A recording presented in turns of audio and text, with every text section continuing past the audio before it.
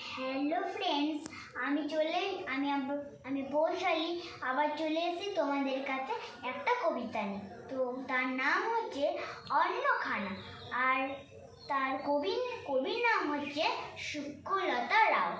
এবার আমি কবিতাটা বলবো। হাটে গোলমাল, বেচে কেনে মাল, কত লোকজন, কত মন, চাল ডাল নুন, ঢেঁড়স বেগুন, তরকারি শিম, মাছ আলু